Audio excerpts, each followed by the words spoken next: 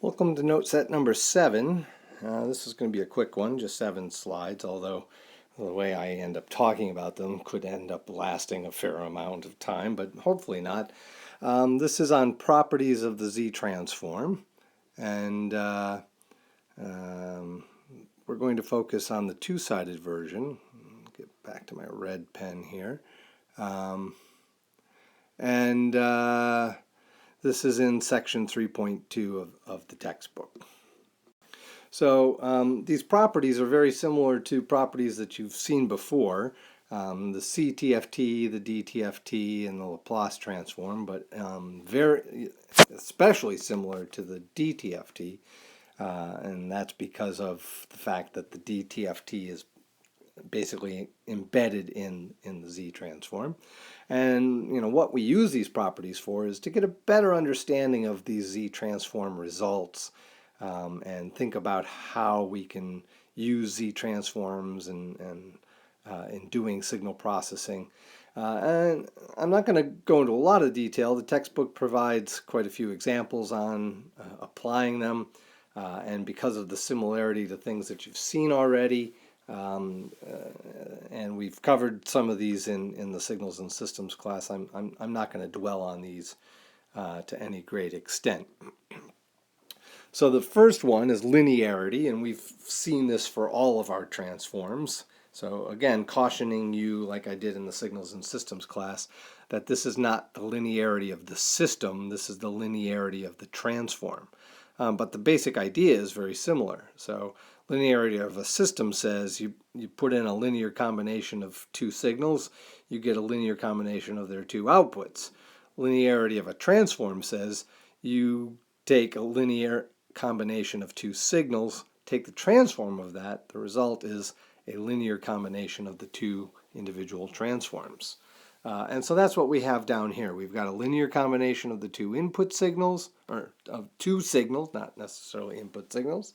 And the Z transform of them, that's what this little double arrow means, is the linear combination of their two individual Z transforms. And the only thing new here that we haven't really talked about before is our new focus on the region of convergence. So the region of convergence of the combined transform is the intersection of the two individual regions of convergence. Now, the only time when that doesn't quite work is you could have a scenario where x1 is infinite duration, x2 is infinite duration, and you've combined them in some special way, some very precise balancing, so that a bunch of terms, a bunch of samples cancel, and you end up getting that the sum is just some finite duration signal.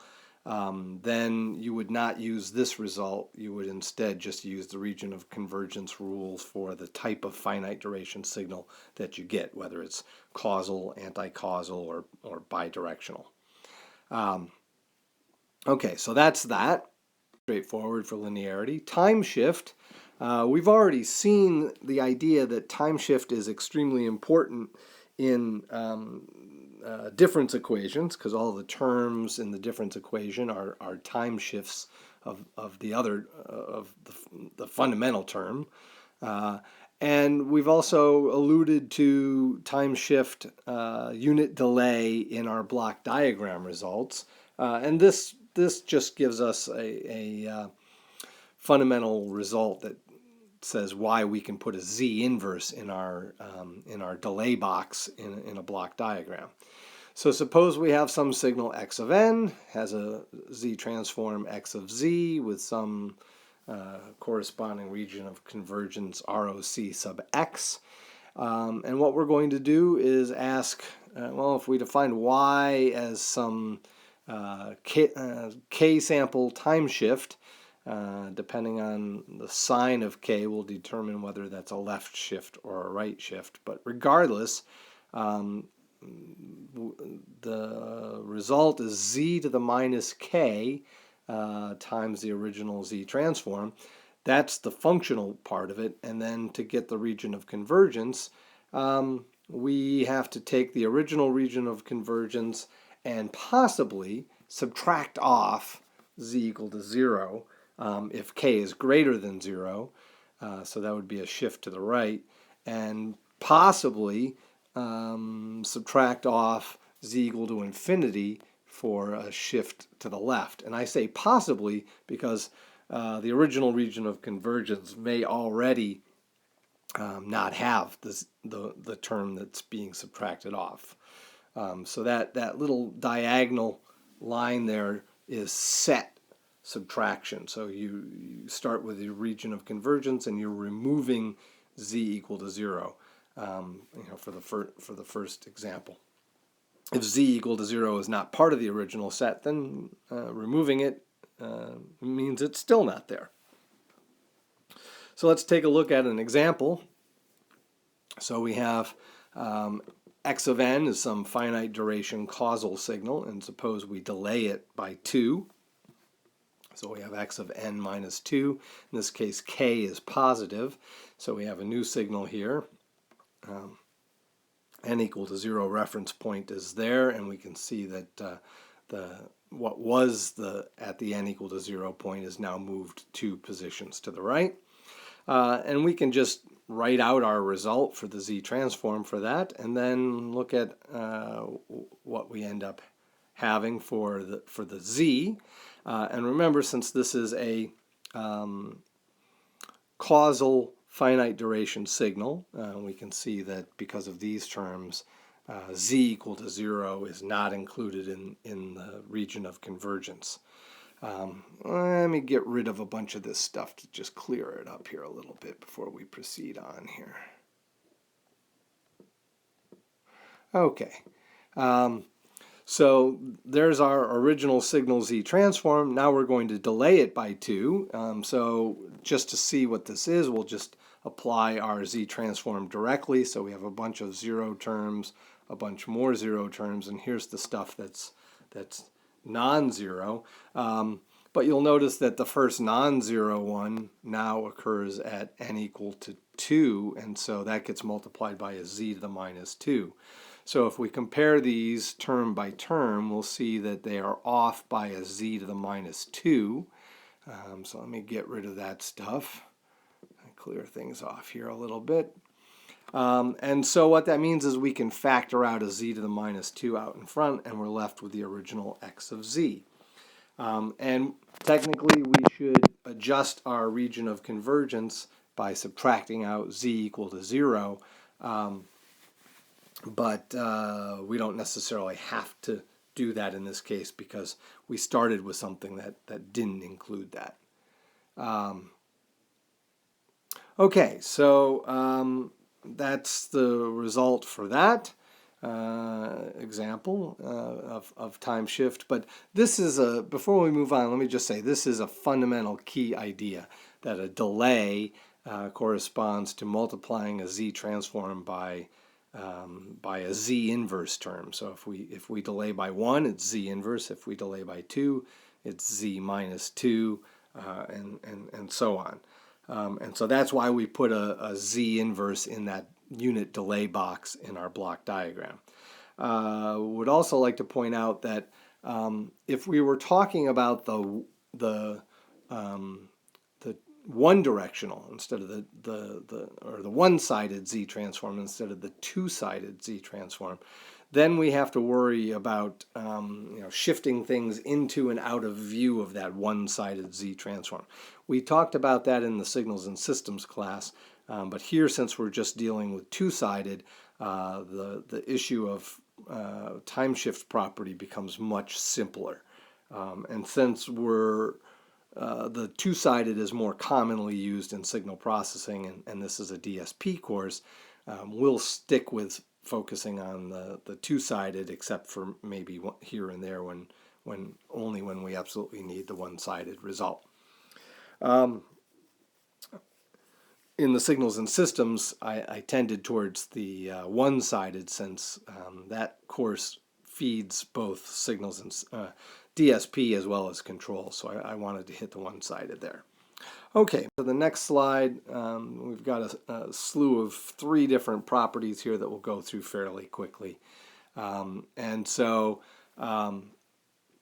if we talk about this property here called scaling in the Z domain, instead of, well, the previous results have said do this in the time domain, and this is what happens in the Z domain. Here we're going to do the reverse.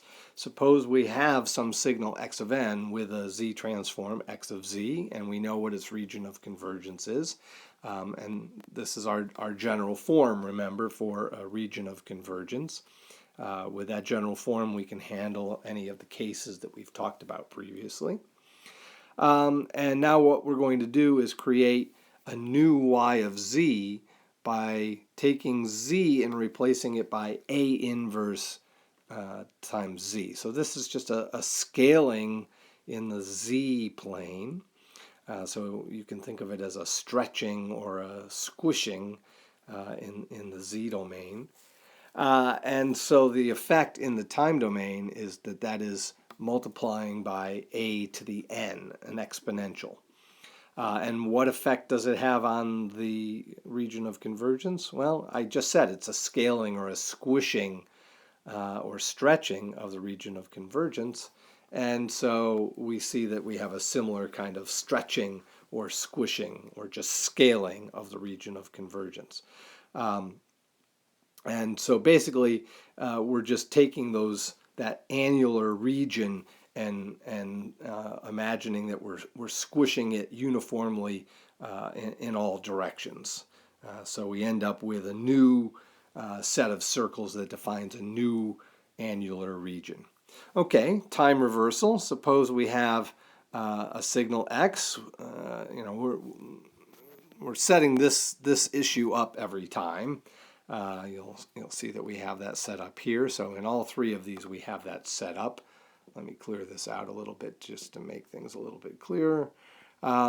Okay, so we've got that set up, and what we want to do is find the Z transform of a signal y of n that is the time reversal of x. So we're anchoring at n equal to 0 and flipping it around that point. And the effect in the Z domain, and this is proved in the textbook. It's a fairly simple series of algebraic steps, so I'm not going to go through it. But it just corresponds to replacing Z by Z inverse. And you can start to see why I like this superscript notation, because we're starting to see other things creep inside the argument.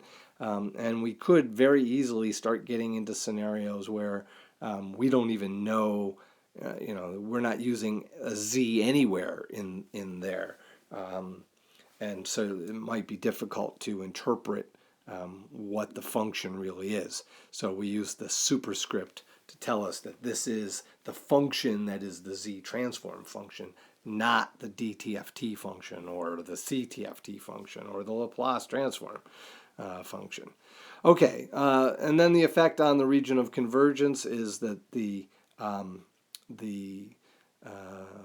radii get reciprocated, and since that reverses which one is bigger, we also reverse the order. So if you follow the arrows here, see R1 is the smaller of the 2. When I reciprocate it, it ends up on the top, being the larger of the 2. I reciprocate R2, and now its reciprocal is the smaller of the 2. So pretty straightforward. Now we're going to take a scenario where we create a signal y of n by just taking x of n and multiplying by n. And so here we would take this complex valued function and differentiate it with respect to a complex variable. So we're talking about some fairly interesting calculus going on, and multiplying by negative z. So we're not going to really force you to do this per se in this course, but you should at least be somewhat familiar with what we're talking about here. So you might want to review in your calculus book or online, your favorite calculus website, what does it mean to take a complex valued function and differentiate it with respect to a complex valued variable of that complex valued function? That's the issue there. And nothing changes with the region of convergence. So whatever the region of convergence was before, it is still.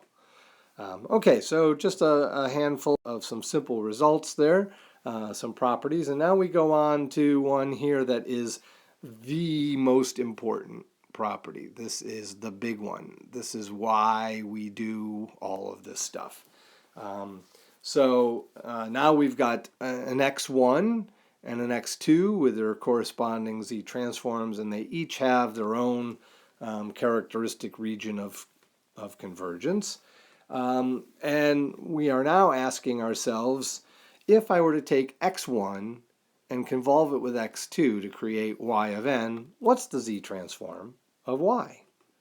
So the y of z just becomes the product of x1 of z times x2 of z, and the region of convergence is dependent upon the intersection, and the region of convergence contains the intersection. And then we have this little note up here that says the region of convergence could be bigger than the intersection when one z transform is 0 where the other does not converge. So in other words, if one of the z transforms is 0 and it's multiplying a point where the other z transform doesn't converge, the 0 could actually win out. So we're not going to be too concerned about how to determine all the regions of convergence. So we're still not, going to be slaves to regions of convergence, but we are paying a little more attention to them. But the big idea is convolution in the time domain becomes multiplication of z transforms in the z domain. And so, in our case, we're not really interested in this for two different signals per se. We're mostly interested in the case where one of the signals is an input to a system and gets convolved with the other thing, which might be an h of n, so some impulse response, in which case the output z transform becomes the input signal z transform times the transfer function h of z of the system. And so that's what we're showing down here. I'm just pointing out that this is true for z transform, CTFT, LT, DTFT. All of these transforms, convolution transforms into multiplication, and that's a super fundamental idea. And I'm illustrating that down here with the DTFT, and you can see that I've mistakenly included the symbol that I used in the Signals and Systems course for discrete time frequency. In Proacus and Monolacus, they used the lowercase omega rather than the uppercase omega that I preferred to use. But nonetheless, the key here is that the output of a system in either of these two transform domains can be analyzed through multiplication, and that is the idea of the course. Of signal processing, of controls, communications. This, is kind of the superstar property. And it's why we do all of this transform stuff. It's much easier to visualize the action of a system as a multiplicative action on some operation, some function, rather than a convolutional action. Now, that's not to say that we can completely forget about convolution, because there are times when we need to think about it that way, particularly when we're thinking about implementing something. So this multiplication viewpoint is from an analysis point of view, a design point of view, a visualizing point of view of what is the action or operation that the system encompasses. But when it comes down to thinking about doing these things, convolution is really the thing that we want to think about. One of a few things. Convolution block diagrams, and difference equations, those are the implementation tools that we have at our disposal. From a point of view of understanding, analyzing, design, a lot of that is done, if not all of it is done, over in the transform domain. But a good signal processing engineer will constantly be thinking simultaneously about these two different viewpoints as they're going through their thought process. Once we have a Z-transform, we can get the inverse Z-transform of that, and in particular, we have an input Z-transform, we have a transfer function, we take their product, we get an output transform, and if we can invert that, we can figure out what Y of n looks like. And so this is, perennial textbook exam type stuff. Here's an impulse response, here's an input signal, find the output. And that's just training so that you learn how these things work. But in the real world, it's very rare that we actually sit down and say, I want to find the output of this system for this signal. You do occasionally, but that's not what we are normally thinking about. But nonetheless, if you do these things, it drives into your brain the idea of how it works and why it works the way that it does work. But as I said before, this product viewpoint is mostly useful from the visualization and the understanding point of view, and that's really what we're going to do. Focus on. So I'm not going to go into the details on how to do the partial fraction expansion and how to find the outputs and all that. We went through that in my Signals and Systems course. The textbook goes through it in a fair amount of detail. It's really fairly mechanical, so you should remind yourself how to do it, but that's not going to be our main focus. And once again, finishing off with our nice discrete time system relationships here. We're talking more about the relationship between difference equations, block diagrams, transfer functions, impulse responses, and so on. And in particular, you can see that all these delays here are what give rise to all these inverse z's. That's what comes from the idea of the time delay.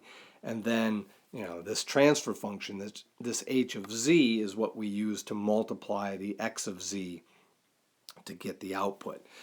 So now, instead of having to think about either, solving a difference equation or convolving, we can now think about taking an impulse response or a transfer function and multiplying it by the input's z transform, and that tells us how the system behaves and what it does. So we'll stop there and we'll pick it up again in note set number 8, I guess. I've lost track of which note set we're in. See you next time.